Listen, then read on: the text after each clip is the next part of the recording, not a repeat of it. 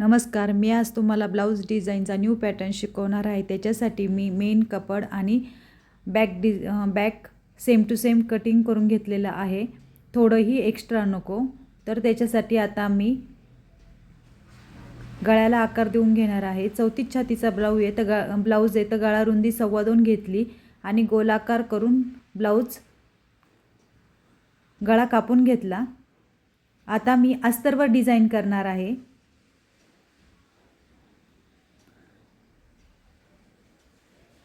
आता मी गळ्याला मार्क करून घेतलं, ड्रॉ केलेलं आहे।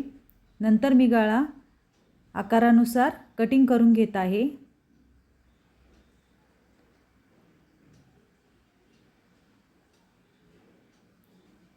आता आपल्या अस्तरला डिझाईन येणार आहे आणि गळ्याचा आकार गोल असणार आहे, तर हा गळा एकदम सुंदर वाटतो।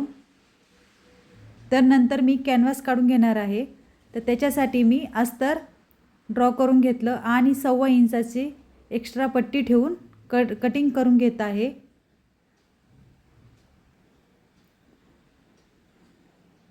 ब्लाऊज पीसचं जर कापड ट्रान्सफर असेल तर हा गळा एकदम सुंदर दिसतो।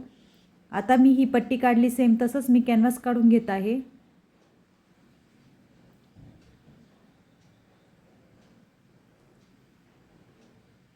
नंतर मी इस्त्री करून घेणार आहे।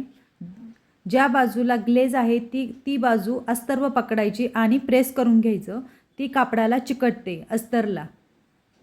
आता मी सेम कटिंग करून घेत आहे। अस्तर आणि कॅनव्हास सेम कटिंग केलेला आहे। आता मी 1/2 इंच फोल्ड करून घेत आहे।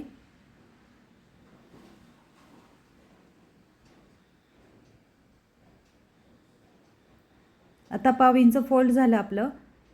आता अस्तरवर ठेवून मिडलला आपण पिन लावून घेत आहे।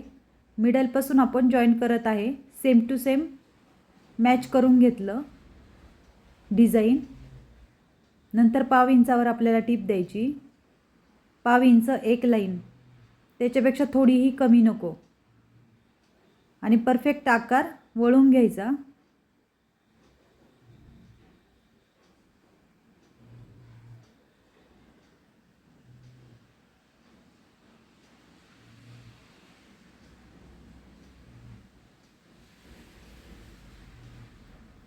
टीप मारून झाली। आता मी कट मारून घेत आहे मेन पॉइंटला।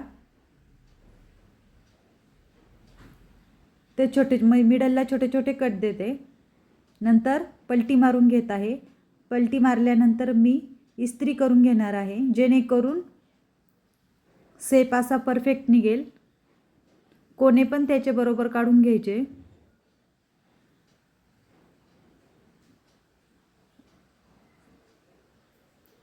प्रेस केल्यानंतर मी मेन कापडावर ठेवून टीप देऊन घेत आहे। दाब टीप दिल्यानंतर मी मेन कपडा ठेवून बाजूला पॅक करून घेत आहे।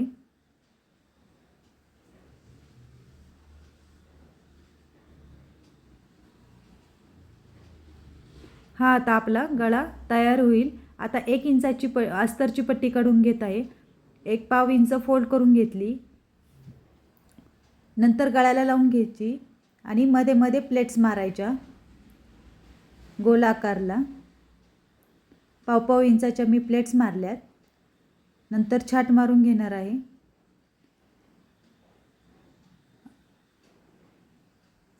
पूर्ण गोलाकार छाट मारली। नंतर दाब टीप देऊन पलटी मारून घ्यायचं 1/2 इंचावर आणि पुन्हा एकदा इस्त्री करायची।